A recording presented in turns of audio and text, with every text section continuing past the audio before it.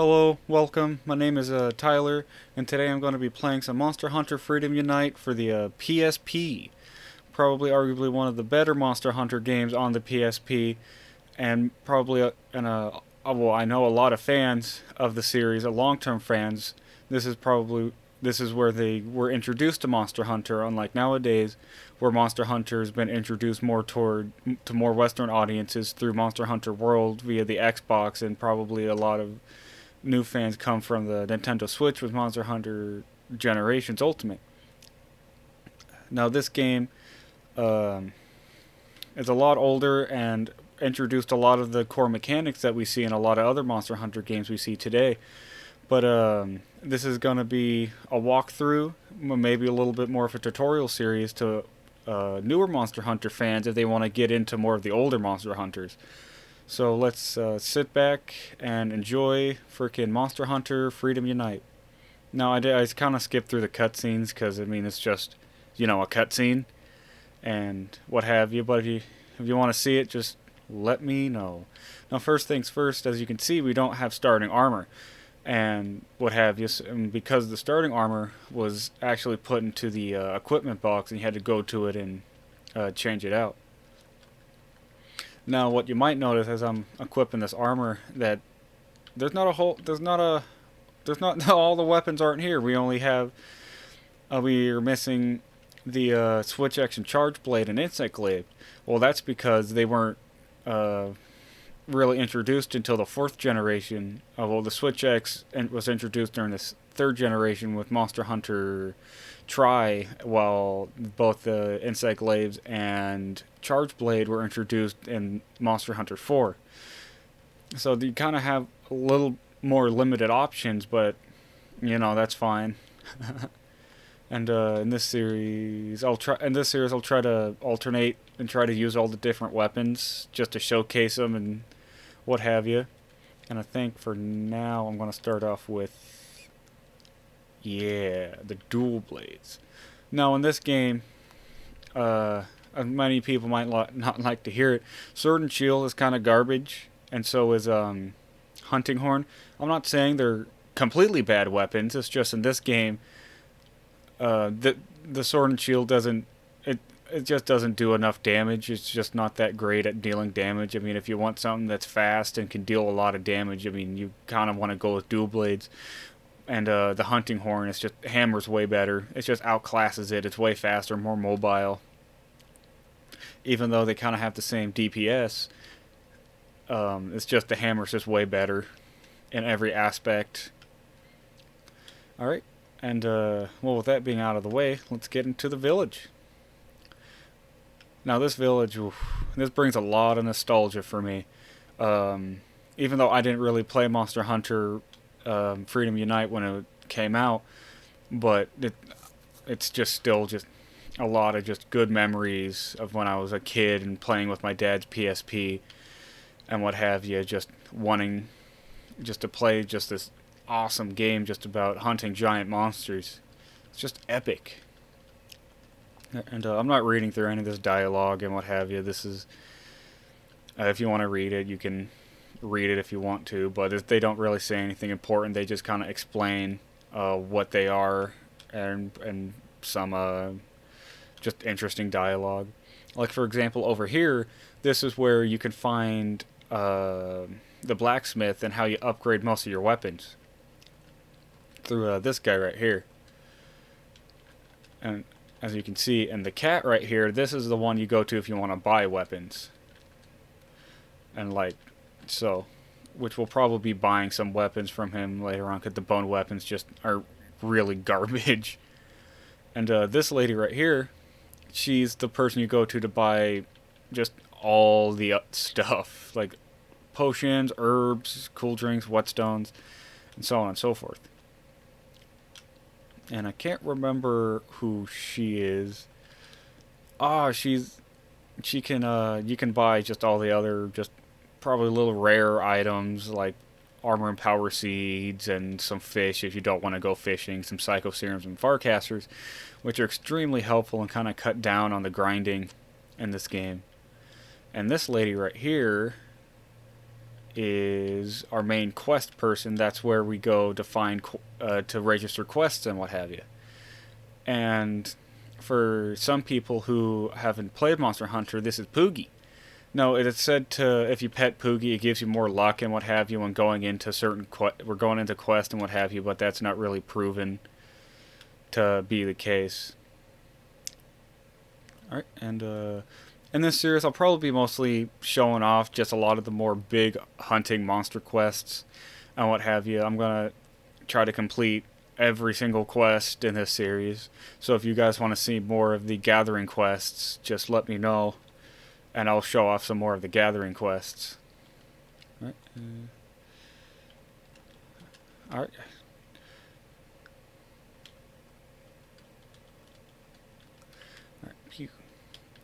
Now, this wasn't my main introduction to Monster Hunter. This was more something I played afterwards. My first Monster Hunter game I ever played, I think, was Monster Hunter 3 Ultimate on the 3DS. Now, funny enough, I didn't really like Monster Hunter whatsoever on the 3DS because I thought it was super slow, clunky. I didn't understand what was going on in it. I mean, it was just a really, really bad time and what have you. But I picked up the game again maybe I think like a week later or two after watching some tutorial videos, and like I just loved the game ever since. I mean, it's like the combat is so fluid and like intricate, and like you just can learn so much from it. I mean, the monster designs, ooh. I mean, some monster designs are just incredible, especially the new ones off the Xbox One are just amazing. Right, and anyways, over here, as you can see, this is the main farm that's in the game. This is where you can get extra materials that you don't have to get, or if you don't want to go just on a random quest to gather materials, this is where you can go and gather just, I think, everything else you really need. Such as right over here, this is a farm, you can plant stuff. Over here you can capture bugs, and I think you can have a mining spot right here too. Yeah, mine ore. But we won't be focusing on that, and I probably won't be showing too much of that because it's more, it's just grinding, and just not, kind of the more boring stuff. But anyways, let's go. What's this? Oh, I gotta talk to the instructor. I have a really bad habit of just skipping dialogue and not really paying attention to what's going on. Alright, I think I can just skip through that. Yeah, but this game is holds a lot of good memories for a lot of people.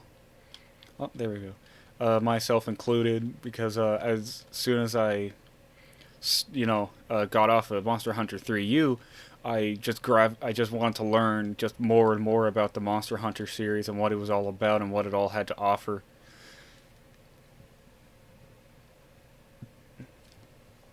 So this right here,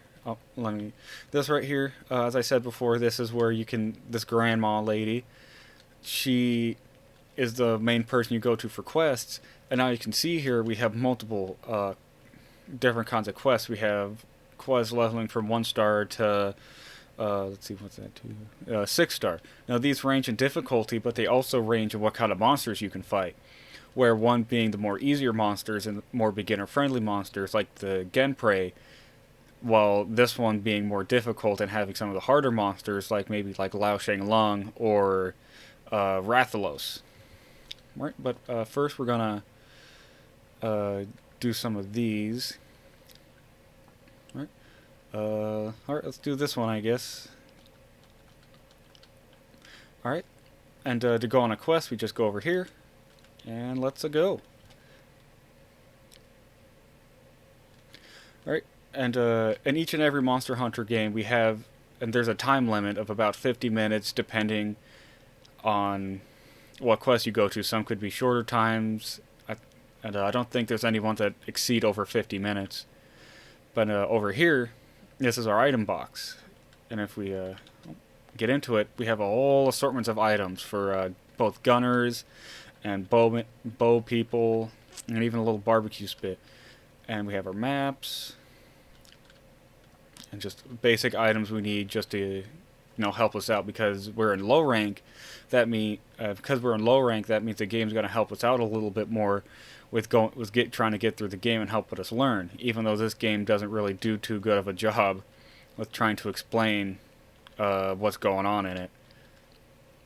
And also, as you can see, for a lot of the people who are newer, who were introduced to Monster Hunter through the through the Xbox One and PlayStation 4, there's a lot of quality of life things that we just didn't have back in the Freedom Unite or even Monster Hunter 3U days, such as little icons indicating whether or not the item box can be messed with and stuff like that. As well as when we go to a gathering point, you can't just hold down the gather button to gather items. You have to continually press the gather button to gather items. And a lot of times in this game, you won't have enough time after a quest to gather up all the items, like Lao Shang Long, where you have to go through its multiple body parts to be able to gather items. So what a lot of players did, they would crouch and then gather, because that was a lot faster and made it so you can easily gather up all the items you needed. Now let's see if I can show you here with killing this Popo. And also, a lot of the weapons, they didn't have a lot of their a lot more of their combo, and a lot of moves are kind of missing and what have you, because they just didn't have them in this game. But now, as you can see, wrong button. Now, as you can see, I'm holding down the button to gather, and my guy isn't gathering. I have to press it again to be able to gather the last bit of item from this Popo. Right, and also there wasn't a whole lot of verticality in this game, so a lot of the things you have to do manually, which kind of sucks going from World back to the older games, especially ones on the PSP and early 2000s, because there just wasn't a lot of quality of life stuff. But anyways, enough I guess with that tutorial thing. Oh, actually, one more thing.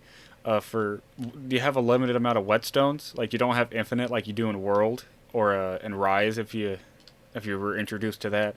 And also pickaxes, you would manually need a pickaxe to gather. You have to get a pickaxe to gather at certain spots. And a lot of the spots that you could gather, they weren't really indicated. So a lot of the times you just kind of would have to know, or just have a friend that played the game that would know, or you just kind of guess and checked. But that's kind of what made this game very unique. It's one of that games that you can kind of compare to maybe like Dark Souls or something, where it was just kind of hard and had a fairly large learning curve. But once you understood everything, oof, this game, you'll get stuck in it. Let me tell you what, can't tell you how many times I got stuck in this game, just freaking either exploring or trying to gather up items, or even playing with friends, because this game is multiplayer, and that's the best part about this game, is playing with friends. And what's cool is that the Monster Hunter community, actually, they were able to resurrect a lot of the multiplayer aspects of this game. So now, in 2021, you can actually play multiplayer, which is freaking awesome, and which is something I might explore later in this series, if it's something that you all are interested in, because I know I'm interested in it. Right, but enough of tutorials and explanations. Let's just have fun with this game. Actually, I don't really know what quest it. Oh, slay some Gen Prey.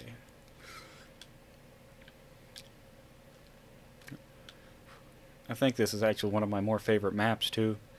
There's just something about that snowy landscape that's just really cool.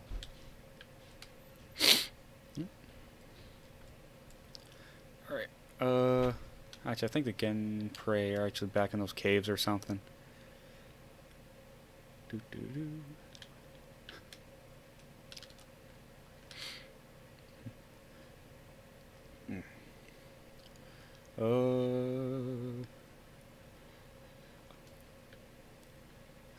I actually don't really remember a whole lot about this game either. It's been, I think I played this game when I was like maybe 12 or 13.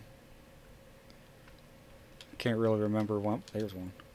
Can't really remember when, but it was like the greatest experience I've ever had with a video game ever. Like for some reason, this game just clicked with me. You know what I mean? Just like some people just find that one thing that clicks with them, and it's just like they just don't want it to stop. That was me with frickin' Monster Hunter. Like as soon as I figured out how to play the game, it was like the best game ever. And I'm sure that happened to a lot of other people too, because I mean this game not really easy to get into for a lot of people, just because it has just a weird learning curve. I mean, Capcom has made it a lot better with recent Monster Hunter games, but back in the day, oof, just so hard.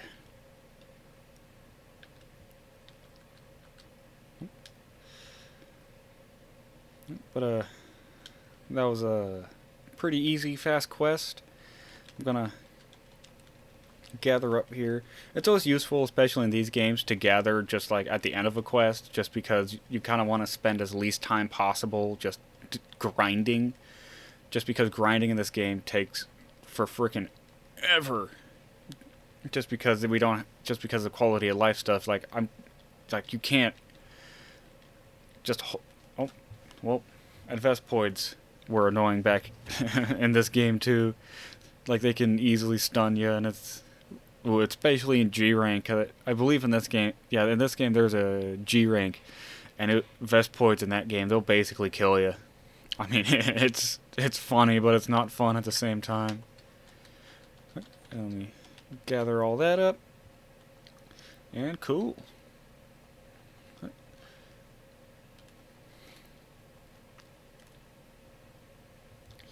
Alright, that was a pretty easy, simple quest, and yeah. Alright, and I think after that, oh, never mind, let's talk to this lady real quick. Another granny, with a bunch of little kitties. Oh snap, we can get a cat. Now, cats in this game are virtually useless. I'm sorry to anyone who likes the cats in this game, but like, oh my god.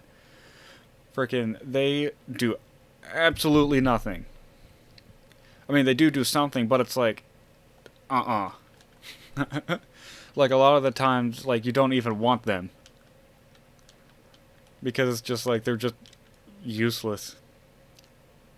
And, I guess I'll get this kitty. Alright. And, alright, one more thing before we head off. Back here, this is the feline kitchen. Now, and this is the kitchen where, you eat and you gain feline skills and what have you. And I don't remember a whole lot about the feline kitchen in this game. I think you just hire more cats and they upgrade it or something like that, but I'm not too sure. I might have to do research on this a little bit more. But this is where you can, and you can not hire felines. You can train your cats. You can change their armor out and stuff like that. And yeah, which is cool. But I think with that, this will be the end of this episode. If you all enjoyed this, please give a like and subscribe. And I'll see you in the next one. See ya.